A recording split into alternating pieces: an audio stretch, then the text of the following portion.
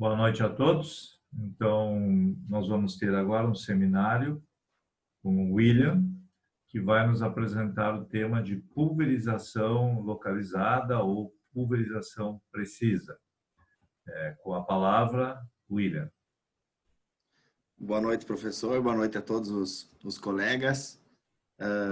É um assunto, para muitos, talvez, bastante batido, mas nota-se uma adesão ainda bastante baixa no meio rural ou da porteira das indústrias para fora, né? Tem-se bastante olhado para custos, né? Em meio ao investimento, mas nós, bastante inculcado com isto e também vendo a viabilidade do negócio, ainda quando eu estava no ano passado, em meados do segundo semestre, um dos últimos trabalhos conduzidos ainda por mim, que eu consegui junto com a equipe, foi fazer uma pesquisa e um levantamento aí em algumas localidades a nível de Brasil, para entendermos um pouco mais e ver o que o produtor que estava com a tecnologia estava vendo, quais as formas que ele estava utilizando, e ver nas demais regiões. Nós damos um giro aí subimos até na Bahia e trouxemos alguns dados bacanas, assim, bem, alguns percentuais que eu acho bem pertinente de nós discutirmos aqui. E aí, por fim, algumas tendências também no quesito de aplicação que nós estamos vendo e já trabalhando, inclusive esse ano e o próximo ano também. Então, o Edit, eu acredito que é uma tecnologia conhecida por todos, né? É algo mais voltado a grãos, né? Nas culturas de grandes escalas, em grandes áreas em si.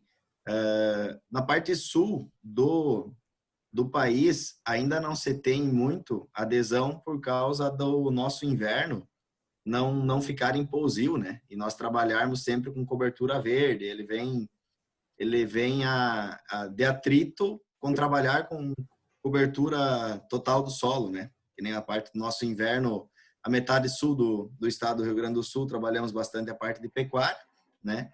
E que aí vamos ter cobertura em 100% da área, e na metade norte ou trabalhamos com cereais como trigo, cevada, canola, ou até a parte de culturas de cobertura em si.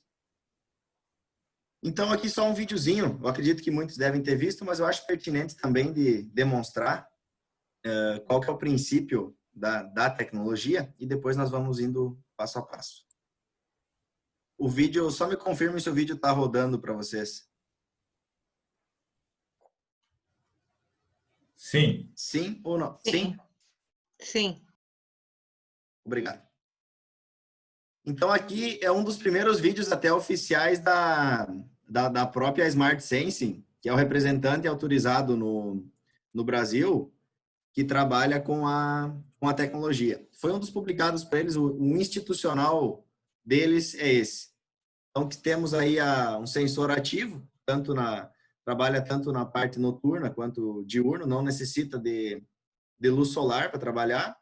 E aí, o princípio dele veremos no slide a seguinte, de quais as funcionalidades e como que funciona na parte da aplicação do pulverizador.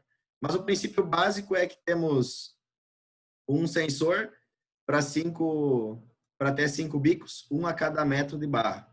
E aí, identificada a cultura em cada um deles, ele aciona a solenoide numa velocidade altíssima para fazer a aplicação somente onde é que identificou a parte da erva daninha ou a clorofila em si.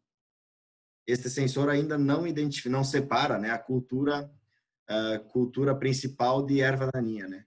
Já temos algumas experiências no mercado, mas a nível de escala comercial ainda não se está aplicando, né?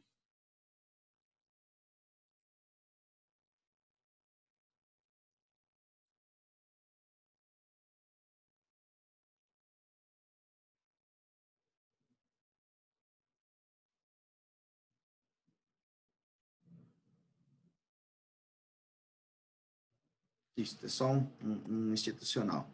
Então, o objetivo da nossa pesquisa foi a avaliação da viabilidade e a aplicabilidade da tecnologia UEDIT na pulverização.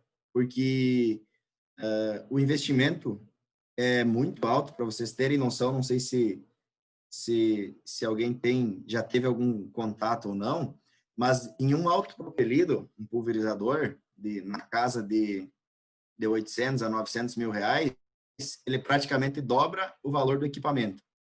Então, em um pulverizador, tu tem o dobro de valor, né? O valor do pulverizador e mais um pulverizador na tecnologia. Então, isso gera bastante dúvidas no produtor de se isso se paga ou não. E aí foi o que nós fomos atrás de investigar. Então, o local do trabalho, do início do trabalho na fazenda que tinha e tem ainda, em Maracaju, Mato Grosso do Sul. Uma área total da propriedade de 5.000 hectares do proprietário Simon Speaking, que é um produtor bastante bastante avançado em tecnologia. Ele trabalha desde o início, quando nós começamos a testar a parte de desligamento linha a linha, na parte de semeadura precisa. Então, ele já faz 100% da área com desligamento de linha a linha na plantadeira. Ele trabalha com máquina só semente, né, a nossa absoluta. Então, ele já está bem avançado. A parte, até que o professor comentou antes ali, um pouco de biologia, que vai ser o seminário ali, ou a palestra, ele já estava, ainda ano passado, trabalhando com os tanques e trabalhando com a parte biológica do solo também. Então, uma fazenda muito, muito, muito para frente. Então, em grande escala, surpreendeu bastante de ver que geralmente em grande escala eles não se adequam tanto a tecnologias mais minuciosas, né? Eles não ganham tanto na rentabilidade no hectare, mas preferem economizar investimento e ganhar em escala. E lá eu vi totalmente ao contrário disso. Então, aqui tem um exemplo. Era na máquina do produtor. Então, um equipamento John Deere 4630 com sensor para 15 metros de barra. O pulverizador é 30 metros. Mas o seu Simon, me desculpa se tem alguém aí que é da descendência holandesa ou não, como um bom holandês, ele desconfiado e para ver se funcionava ou não, vou comprar só 15 metros para ver se esse troço vai andar ou não vai, né? Vamos investir só a metade. Aí ele colocou só em metade, digamos, do centro da máquina, 7,5 metros para cada lado, e aí trabalhava só com essa largura de aplicação. Então, o custo médio da tecnologia na época, eu não tenho dados atualizados de hoje, mas era em torno de 22 mil reais em média por metro de barra. Então, é só fazermos a conta aí que vamos ter a análise da 220, vai dar cerca de 250 mil aproximadamente aí para metade da máquina, né? Mais ou menos. Então, foi o custo, não, tá aqui a conta, 330 em 15 metros de barra. Então, foi o custo inicial dele, até para conhecer a tecnologia e desconfiado do funcionamento, né? Porque quando se falava no início, será que é eficiente? Será que vai ter tempo de resposta de abertura e fechamento? E aí foi o investimento do produtor. Então, só um exemplo do princípio básico, se alguém já teve contato, eu acredito que saiba, né? Mas então nós temos na barra o sensor a cerca de 1 metro, 1,5 metro, emitindo a faixa de leitura antes do bico. Ele identifica a planta, qualquer planta, seja, isso como eu comentei, esse sensor ainda não está apto a diferenciar a erva daninha da cultura principal, né? Então, identificando clorofila, fluorescência e clorofila, ele vai emitir a fluorescência e vai estar mandando um comando para abertura de válvula. Então, vai aplicar. Então, hoje, aqui até está ainda no site deles, as informações, a luz vermelhas, mas nós já vimos até na matéria do professor Christian, que nós estamos fazendo, eu acho que aqui tem a Michele e o Thomas, os colegas que estão. Tem mais, não sei se tem mais alguém. Ele já mostrou que eles estão migrando para um outro tipo de a parte de luz de infra. Então, a detecção de fluorescência no infravermelho, aí aqui o tempo de resposta, né? Que muitos têm dúvida se realmente aplicando a X velocidade vai dar tempo de abrir e fechar leque de aplicação sem deixar falha, né? Era a grande dúvida do produtor, tá? Eu vou andar com esse equipamento a 20 por hora e isso vai me deixar um monte de falha, eu vou ter que pulverizar de novo. Então, aqui está a velocidade de cerca de 40 mil leituras por segundo, né? Então, isso é muito rápido. Então, são 5 canais de leituras, digamos, em um sensor, ele tem 5 canais e vai ter um leque de 20 centímetros, né? Então, os 5 totalizando vai dar 1 metro de aplicação, que é o custo de cada sensor, né? Aí os bicos são espaçamento de 20 centímetros, né? Não é o habitual que nós conhecemos aí de 500 milímetros ou 550, né? Você tem um leque menor de aplicação dessas pontas de pulverização, as 5 válvulas de válvula PWM, que é uma das válvulas consagradas de mercado, aí o tempo de abertura e a velocidade de operação medida com 2 sensores, para não ter esse erro. Aqui é só mais um exemplo, então, o meu mouse, se eu manusear aqui, aparece alguma coisa para vocês ou não? A seta? Sim, aparece.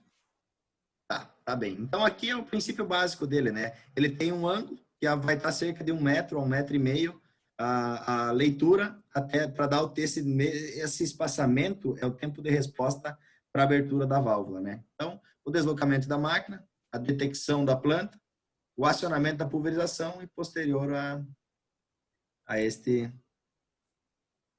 aplicação. Então, aqui o que nós queríamos entender? Qual é o manejo anual de dessecação de cada região, né?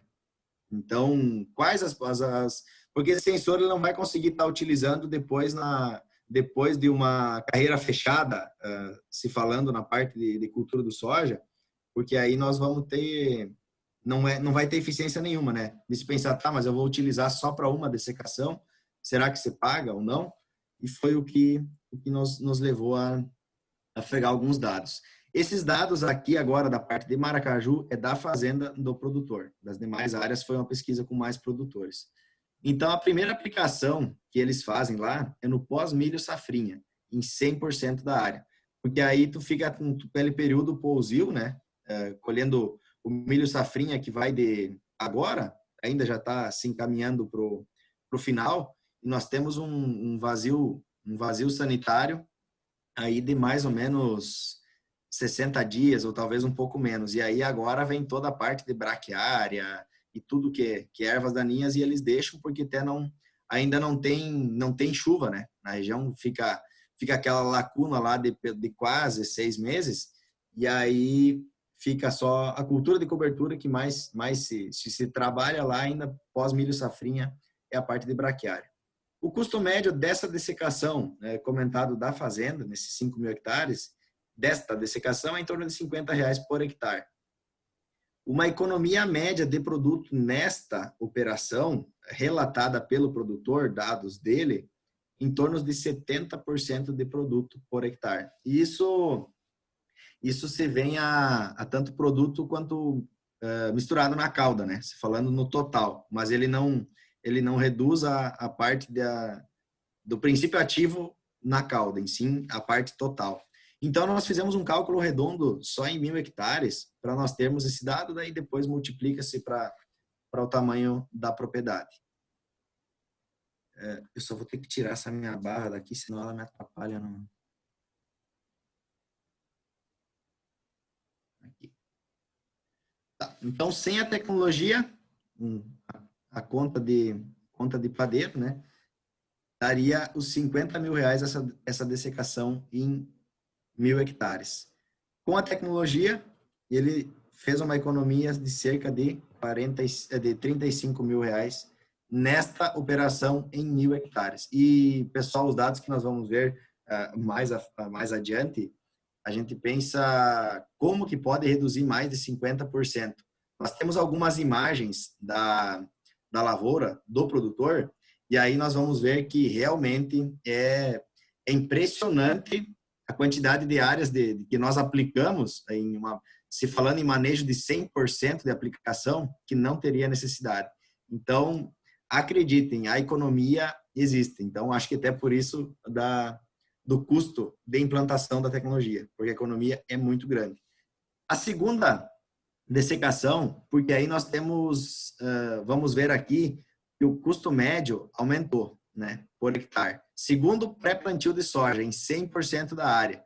Então, pós-milho safrinha, ele faz uma dessecação, porque se deixar, ele não dá conta de trabalhar com o manejo de ervas daninhas. Então, pré-plantio de soja, segunda aplicação, 100% da área.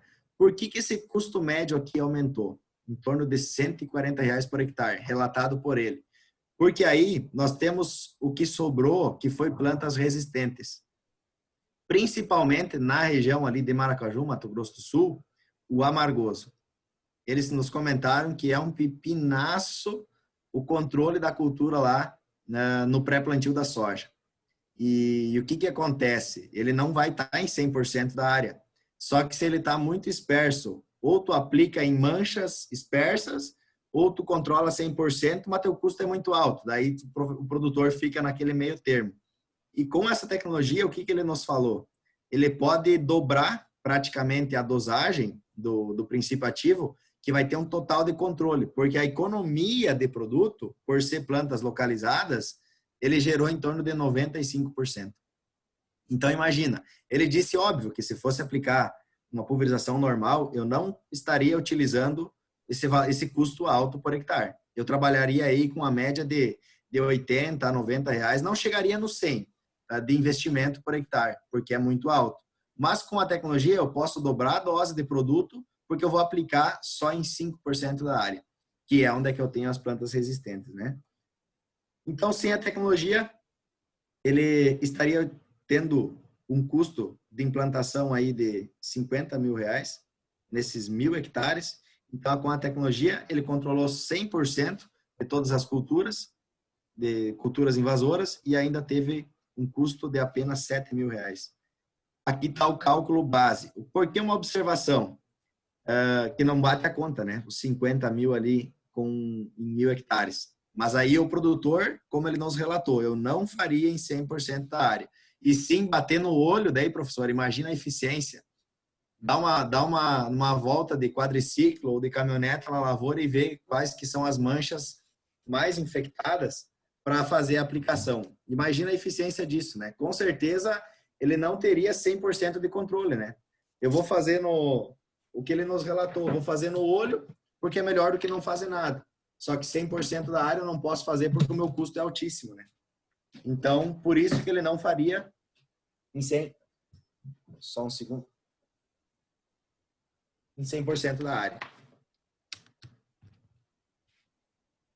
A terceira aplicação feita na propriedade, e aí seria no pós-soja pré-milho safrinha. Então, que eles trabalham esse manejo na parte do centro-oeste. O custo médio seria o mesmo do anterior e vamos ter os mesmos dados de economia. Nas 3 dessecações, um cálculo feito por ele, pegamos todos os dados da fazenda, não foi nada estipulado por nós. Nessas 3 dessecações, em uma safra, em 1.000 hectares, ele teve esse dado de economia. Então, se a pergunta final foi se realmente o investimento se pagava, ou se valia a pena, ele disse sim, já está encomendado os outros 15 metros de barra daí. Então, no primeiro ano ele já comprovou e seguiu, colocou para 100% do pulverizador. Aqui, eu só tenho algumas imagens para demonstrar qual que era a dessecação dele no pré-plantio do soja. Tá? Então, aqui é alguma coisa que nasceu, germinou, pós-milho safrinha, né? Então, imagina nós estar utilizando uma aplicação em 100% da área para controlar só alguns ervas daninhas, ou seria o milho que nasceu disperso, né? O custo, o dinheiro que estaria sendo jogado fora para o controle dessas ervas. E aí as plantas resistentes em alguns locais buva e alguns locais a parte de amargoso. Então, aí, essas manchas que ele batia o olho, o operador tinha total autonomia para ir andando com a máquina na lavoura e ligar a aplicação só onde é que visse e tivesse cultura, sem a tecnologia, né? Então, agora, com a tecnologia, ele aplica 100% da área e tem uma economia de 95% neste manejo, né? Porque a parte de culturas, aqui já foi dado, já tinha sido feita a primeira dessecação pós-milho safrinha. E aqui já estava no pré-plantio do soja. Então, vê que ficou muita planta resistente, né? Como que tu entra plantando a cultura principal sem fazer um segundo manejo de dessecação, né? Ficaria É um relaxamento muito grande com a área. E um dado interessante que o produtor nos comentou, aqui o amargoso. Isso, usando as palavras do produtor, ele disse isso é um inferno para ter o controle dessa cultura. E tem em 100% da área praticamente, não é algum talhão. Todos os talhões têm. O professor, acho que, não sei se algum dos colegas já visitou essa região, professor com certeza, fazendo trabalhos, é o cenário. No pós-milho safrinha, antes do plantio do soja, tu visitar qualquer propriedade ou na beira da rodovia, nós vamos ver esse cenário. E aqui foi uma área que nós olhamos, lá no fundo aqui a parte da sede da fazenda, nós relatamos, tá, mas aqui com certeza não se pagaria a eficiência, a tecnologia não se utilizaria, né? Porque, teoricamente, olhando, nós temos que aplicar em 100% da área. E ele nos falou aí que você se engana.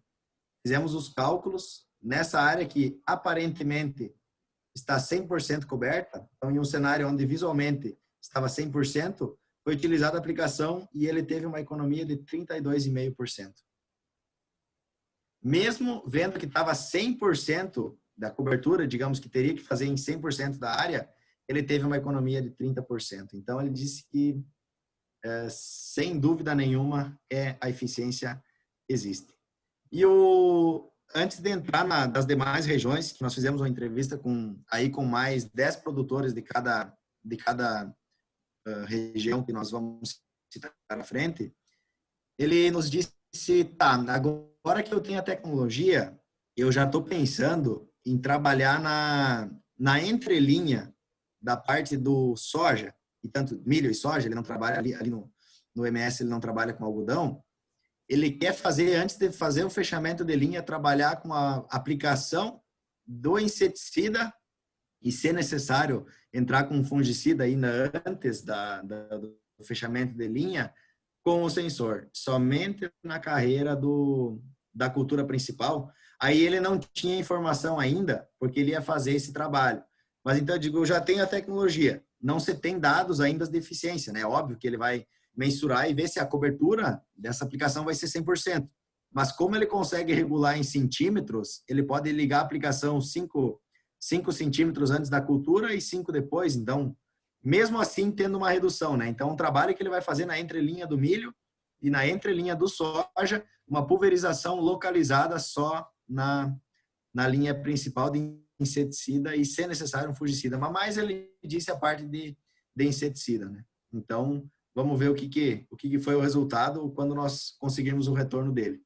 Aí, para descarga de consciência, nós fomos ver em algumas demais regiões do país, nesse mesmo tour que iniciou pelo Mato Grosso do Sul, fazer um levantamento dos custos com produtores e quais os manejos de dessecação que teria, para ver se aplica em demais regiões do país, né? Então, em Rio Verde também, que é uma das regiões polo de produção, o custo médio ficou um pouquinho a menos, R$5 por hectare a menos, da implantação dessa dessecação no pré-plantio da soja.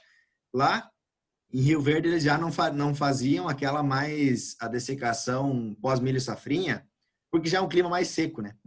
No MS, ainda tem um pouco mais de chuva no final do ciclo do safrinha. E no Rio Verde, na Rio Verde, aquele centro-sul, centro-norte, pega mais para o lado de Cristalina, na volta do DF, digamos, final de metade de maio, 20 de maio, ou não chega no final de maio, são as últimas chuvas, e aí você tem, até setembro, não se tem uma gota de chuva em si. Então, por isso que tem menos índice de planta daninha. Aí eles não fazem essa dessecação pós-milho. Então, os custos aqui, com a tecnologia, em torno de 13.500, e sem a tecnologia, em média, 5% das áreas têm problemas com plantas daninhas resistentes, necessitando a dessecação com produtos mais caros, chegando a um custo médio de R$100. Então, lembramos que lá no produtor anterior era 140, a utilização dele, e aqui os produtores usam em média R$100 por hectare, porque tem somente 5% de infestação. E é no mesmo caso do anterior, que daí eles vão no olho, caso sem a tecnologia, aplicar somente onde é que tem essas invasoras. Campo Novo do Parecis, subindo mais para cima, com uma realidade um tanto parecida quanto o Rio Verde, mas uma realidade mais entre daquele cinturão lá do Sapezal, Campo Novo, agora nas áreas novas, abrindo em Roraima, lá a produção tá fortíssima. Não sei se o professor chegou aí fazer palestra lá já, professor, ou não, mas estão a todo vapor abrindo área, uma abertura de área louca, e os produtores do próprio Sapezal, os grandes grupos, Grupo Schaeffer, Maggi, Mazuti, estão indo para Roraima Rondônia, perdão, e tomando conta. Então, a dessecação pré-plantio da soja ou algodão, porque algodão safra, ali no Campo Novo do Parecis, aí o pessoal já trabalha, substitui a safra principal de soja com algodão safra, que aí é esse plantio realizado ainda no mês de dezembro, início de janeiro, né? Então, essa dessecação seria a cultura principal, porque o manejo, o algodão, geralmente o pessoal faz safrinha, e aí é pós-soja. O custo médio na região de R$ 65,00 por hectare, e nós sempre fazendo os custos médios em cima de 1.000 hectares para termos depois é só multiplicar. Então, com a tecnologia, se teria um custo em 1.000 hectares de 19.500, com relação aos 65.000 que seria sem esta tecnologia, que é o que realmente os produtores utilizam. Nesses municípios, professor e colegas, nós fizemos uma pesquisa com 10 produtores de cada, aqui em Rio Verde, entrevistamos 10 produtores. Em Campo Novo do Parecis, 10 produtores, e pegamos os dados e fizemos uma média de todos eles. E aí foi para chegar num senso comum, né? Tem produtor que pode optar por produto mais top, produtos mais caros, e alguns menos, né? Então, investimento médio. Aí fomos lá no topo da 163 e foi Sinop, uma realidade já um pouco diferente também do Campo Novo. Ali no Campo Novo do Parecis ainda temos pivôs, centrais de irrigação. Tem uma picanha ali no Campo Novo do Parecis que eu não imaginava que existia no Centro-Oeste, mas umas áreas excepcionais, né? É incrível, é coisa de louco que tem no meio do nada, assim, quando tu chega, sai de Cuiabá e vai chegando em Tangará da Serra, no Campo Novo do Parecis, os produtores que foram antigamente lá e hoje estão estabilizados, os caras são muito, muito, muito capitalizados. Então, praticamente os maiores de produção do Brasil, todos plantam também lá no Campo Novo do Parecis e Sapezal, né? É um paraíso aquilo. Aqui no Sinop, então no topo, para cima de Sorriso, a primeira dessecação se ocorre no pré-plantio da soja, que ali também nós temos 6 meses de extremamente seca. Não se sai uma umidade relativa do ar no mês de agosto lá, agora, mês que vem alguns dias de 15%, 20% a umidade relativa. É incrível, então não tem erva daninha resistente que venha nessa época, aí sim só quando inicia as chuvas. O custo médio de R$ 60,00 por hectare, com a tecnologia, teria um custo médio de R$ 18.000 por hectare. Economia de 42 se estimando em 1.000 hectares, sempre multiplicando daí pela área de cada produtor. A segunda dessecação aí era no pré-plantio do milho safrinha, no pós-soja, com o mesmo custo, tendo os mesmos dados. Então, em Sinop, como tem 2 aplicações, lá em Campo Novo nós tínhamos apenas uma, durante a safra, 2 dessecações, um custo médio em 1.000 hectares de R$ 80.000. E, colegas, os produtores fizeram os cálculos, nos passaram os números, e quando nós questionamos, eles assinaram que sim, que realmente são esses dados. É impressionante. E nós estamos falando em 1.000 hectares, e lá, produtor de 1.000 hectares, quem conhece sabe que não existe, né? Não tem nenhum que tenha só 1.000 hectares. Então, imagina a economia em aplicações que esses produtores têm, né? Eles nos confirmaram. Aí, indo para o extremo, na parte de escassez de água neste período, Luiz Eduardo Magalhães, Bahia, oeste baiano. Tive o privilégio de conhecer também há alguns anos já. Apenas uma dessecação no pré-plantio do milho, soja ou algodão. Então, tem produtores lá ainda que também se tem trabalhos com irrigação, né? E até no início do vídeo, eu acho que se alguém pegou, naquele vídeo foi feito em São Desidério, Bahia, que é cerca de 300 quilômetros antes de Luiz Eduardo Magalhães, onde foi feito no início do IDIT os primeiros testes, né? Então lá, uma economia média nesta única dessecação feita na safra de 90%. Daí vocês vão entender mais à frente nas imagens o porquê desses 90%. O custo médio de aplicação lá, eles podem investir um pouco mais, porque esta única, né, no pré-plantio somente, e chegaram a um bom senso de R$80 por hectare, em termos de produto, né?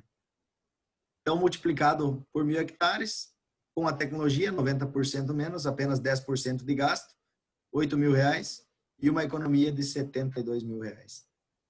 Lá sim é incrível. Daí, a mesma realidade de Luiz Eduardo se aplica para cima, dos lados do Maranhão e no Tocantins, porque é o mesmo cenário. Então, aqui são algumas imagens que nós tiramos na época que nós subimos lá. Você vê que é extremamente seco. E aí tu só vê apenas algumas culturas resistentes, né? Dá uma olhada no chapadão e tu vê tudo seco. Só que na primeira chuva em meados de... Lá em Luiz Eduardo já começa a chover um pouco mais tarde, né? Já é em meados de outubro, ali, início de outubro. E aí o que está em dormência, com umidade e calor, vem, né? Mas esse é o cenário de dessecação que o pessoal tem que fazer no pré-plantio. Então, deem uma olhada, um solo extremamente arenoso em alguns locais, e eles têm que pulverizar, porque se ele for entrar plantando, no momento que começar a chuva, ele não controla mais, né? Não consegue mais controlar essas ervas daninhas.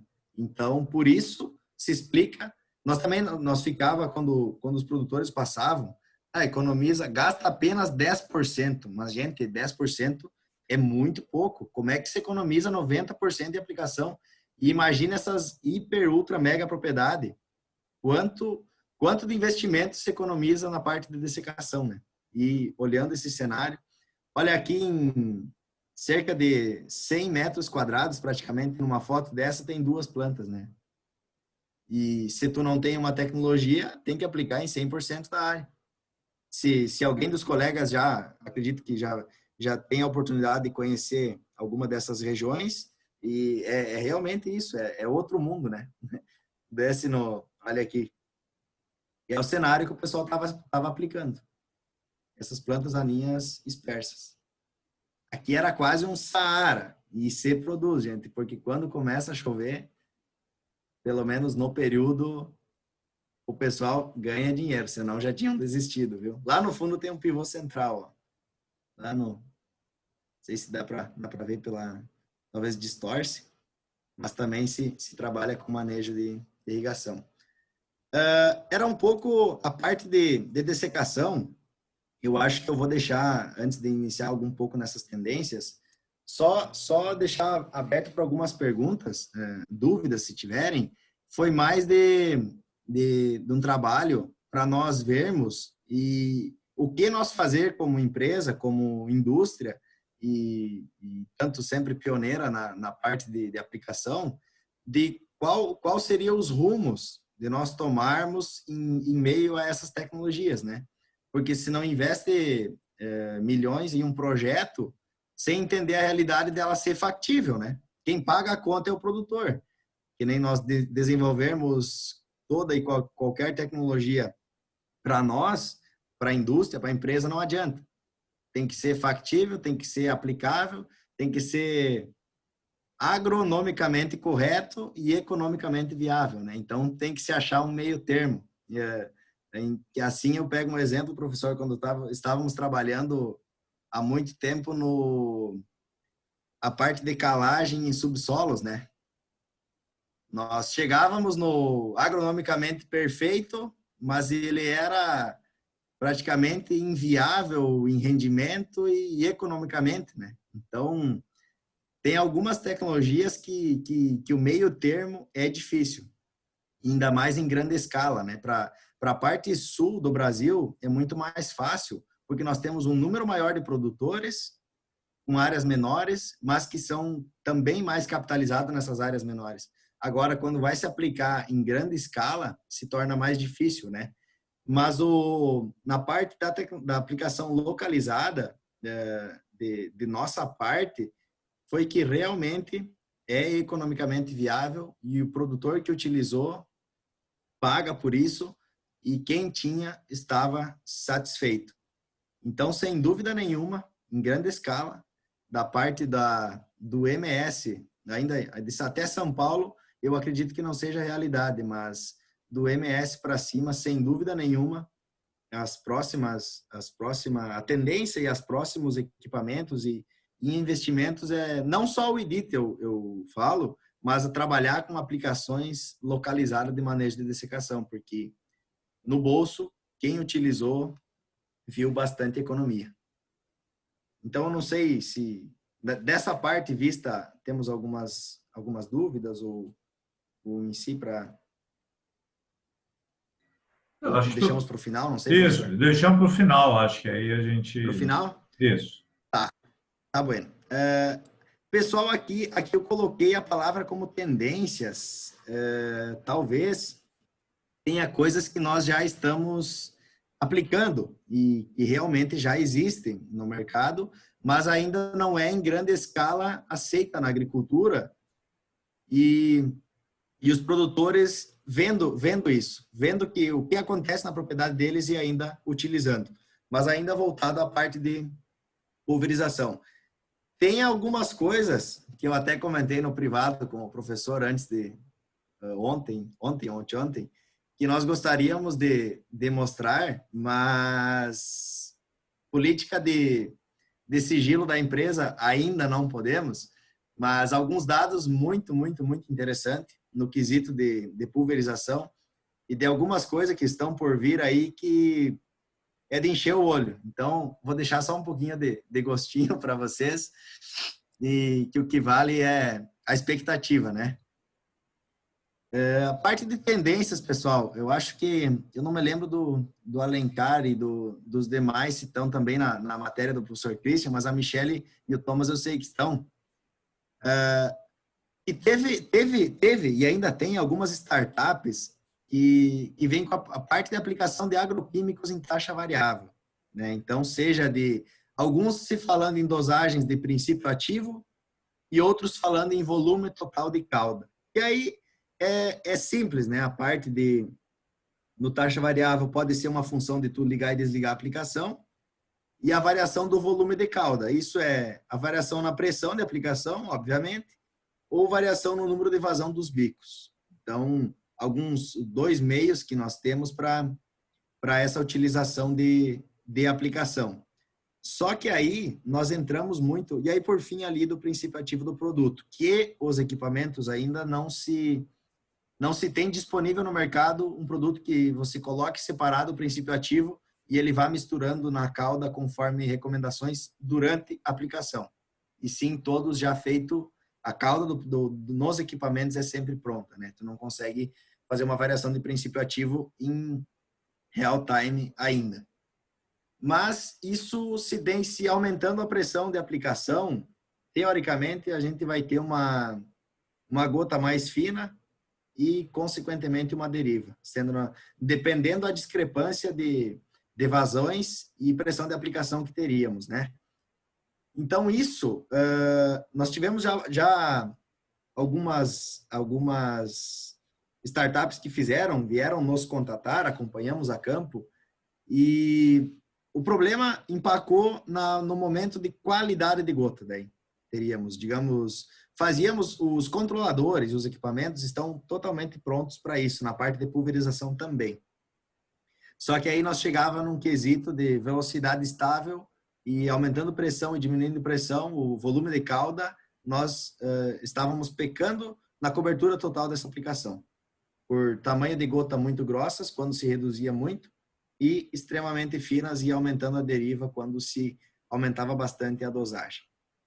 Então, foi chegado digamos, hoje, nós particularmente com as empresas que nós conversamos, que até foi desenvolvida algumas tecnologias para os pulverizadores que já saem hoje de linha nos novos, algumas parcerias como o UPL, que muitos produtores vinham reclamarem até os prestadores de serviço, com o próprio Mancozeb da vida, que todo mundo sabe, quem trabalha com aplicação, que são produtos densos e decantam muito fáceis, né? Então, a Stara também sempre vendo o mercado mais à frente, nós vendo os problemas dos produtores, montamos uma parceria e desenvolvemos um projeto junto com eles também, testando sempre no Aquários, né? Validando, dando o chancelaço, né, professor? Mas entender quais os meios fazer, né? Porque nós, como indústria, nós temos todos, obviamente, tem equipe de engenharia, mas a aplicabilidade do campo talvez a necessidade também são outras, né? E aí foi desenvolvida algumas coisas. E para isso, nessa questão aqui mencionada, e os problemas que nós tínhamos da pressão de aplicação e volume, deriva ou gotas muito grossa, foi desenvolvido, deixa eu ver, era para ter uma animaçãozinha aqui, mas não tem, este sistema aqui que é a dupla linha de pulverização, pessoal. E alguns eu acredito que já devem ter visto falar, ou outros ainda não, mas ela aqui que tem várias tecnologias no equipamento, mas o que eu vim trazer aqui para nós mostrarmos, esse sistema de dupla linha. E mesmo mostrando para os produtores o que acontece na propriedade dele, com os pulverizadores dele, inclusive pulverizadores nossos mesmo, de linha simples de pulverização, que ele peca em alguns momentos, ele acaba ainda sendo resistente com a adesão dessa tecnologia. Mas o que acontece? Essa tecnologia vai ter um vídeo, uma animaçãozinha no próximo slide, para vocês entenderem. No mesmo canal de pulverização, eu tenho duas linhas de bicos, de pontas de pulverização, que é a linha 1 e a linha 2. Partindo de um princípio, na linha 1 eu tenho um bico de vazão X, digamos um 0,2, e na linha 2 eu tenho um 0,3. O que acontece? Vamos pegar um princípio de uma média de aplicação de 80 litros por hectare de cauda, volume total de cauda. Se eu partir de 5 até 12 km por hora, por exemplo, este bico 0,2 vai me atender com gotas média, se for a gota ou gota fina, optada pelo produtor na aplicação, e vai me atender. Só que a minha área vai me possibilitar de, com certeza, eu trabalhar acima de 12 km por hora em alguns pontos desse talhão. Consequentemente, nas bordaduras eu vou reduzir a menos de 12 por hora, porque eu não vou fazer com uma máquina deste tamanho, com 30 ou 36 metros de barra, a volta a 12, 15 por hora. E aí, se tinha bastante perca de qualidade, se tem bastante perca de qualidade e cobertura total na bordadura e nos pontos mais altos do talhão. E aí, este bico desliga a linha 1 e aciona a segunda linha de pulverização. Excedendo os 20 km por hora, como por exemplo, automaticamente o equipamento liga as duas linhas de pulverização e nós temos uma ponta 0,5, por exemplo. Então, ele pega um leque de velocidades muito grande e mantém sempre a mesma tamanho de gota e a mesma vazão. A pressão do sistema não altera, e sim o sistema inteligente altera as pontas. Eu vou colocar o videozinho que eu acho que vai ficar um pouco mais claro para vocês entenderem. Aqui é só o equipamento na parte de animação. Aqui a linha 1 de pulverização bico 0,2. Aumentou a velocidade e ligou a segunda linha. E, por fim, liga as duas linhas de pulverização junto. É meio rápido, deixa eu tentar colocar de novo. Assim, iniciou a velocidade baixa, liga a primeira linha de aplicação. Aumentou, passou, digamos, de 10 a 15, liga a segunda linha. De 15 a 20 ou de 15 a 25, liga as duas linhas de pulverização com a mesma pressão, mantendo a mesma estabilidade de gota. Nós temos... Aqui. Nós temos um trabalho, até o colega que nos escuta, nos assiste, o Thomas, e é um dos que nós não podemos ainda passar dados, e até eu tenho menos informação que ele. E já foi mensurado isso em grande escala, em escala comercial, de várias formas, né, Thomas?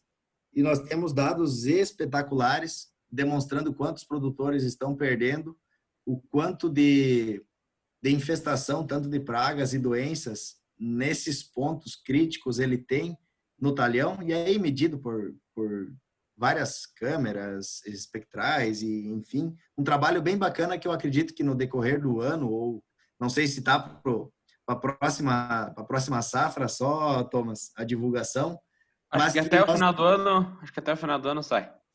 Isso, então eu não vou falar porque eu vou me comprometer, né? Depois tu me mata, né? Mas é muito bacana. Então, assim, porque nós vemos hoje algumas tecnologias de equipamentos e autonomia e tudo mais evoluindo, mas o princípio da pulverização era sempre o mesmo, né?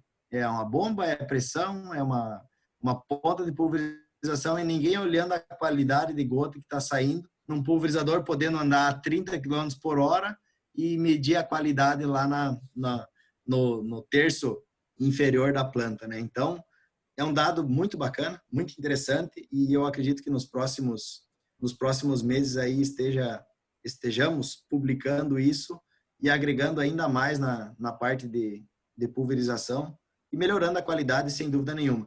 E um fato bem interessante, inclusive hoje, eu estou na grande Cachoeira do Sul, um produtor nos questionando, a terra natal aí, professor. Amanhã eu vou passar na Fazenda Amado lá. Vou passar na Cordilheira. O produtor nos questionando que queria porque queria aumentar o tamanho de pulverizador para 4.000 litros de calda. Para trabalhar tanto na parte do arroz, ele tem metade, né? 1.000 hectares de arroz e 1.000 hectares de soja. E aí ele nos questionando porque tinha que trabalhar com 4.000 litros de calda. E aí nós demonstramos para ele, para aumentar rendimento. Inclusive, empresas da região estão trabalhando fortemente com a redução de calda.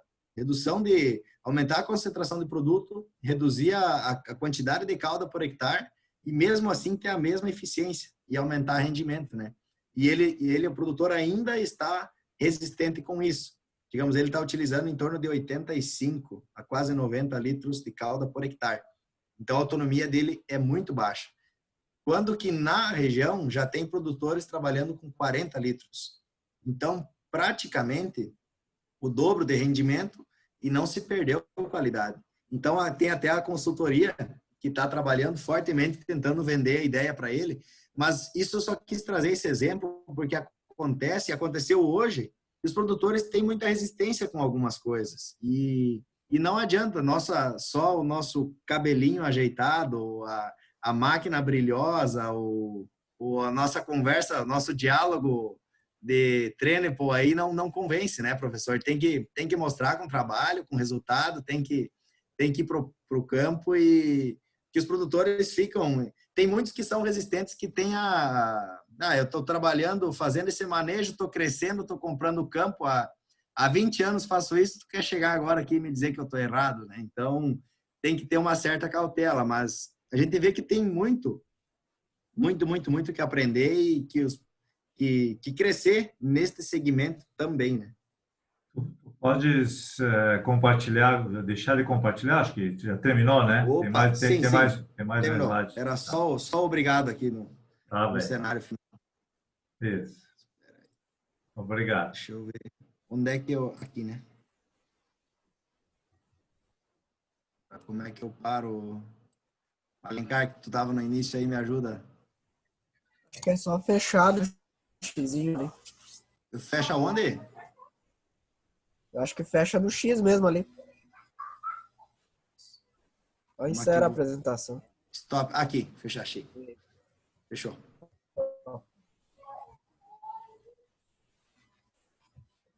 Deu certo? Porque sim, né? Isso. Sim. Tá. Tem o cabelo ajeitado.